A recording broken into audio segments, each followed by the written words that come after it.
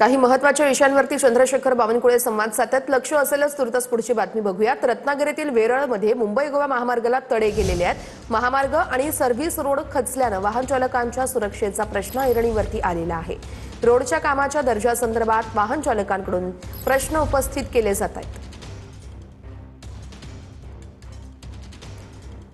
तर गडचिरोलीमध्ये अस्वलाच्या हल्ल्यामध्ये गंभीर जखमी झालेल्या युवकाला भर पावसामध्ये 18 किलोमीटरची पायपीट करून आरोग्य पथकानं जीव वाचवलेला आहे।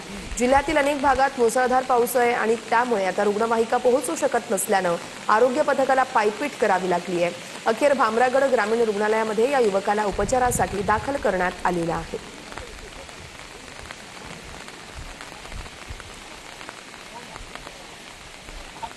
भंडाऱ्यामध्ये अचानक प्रकृती बिघडल्यानं उपचारासाठी नातवाला खासगी रुग्णालयामध्ये दाखल केलं होतं। मात्र उपचारादरम्यान नातवाचा मृत्यू झाला।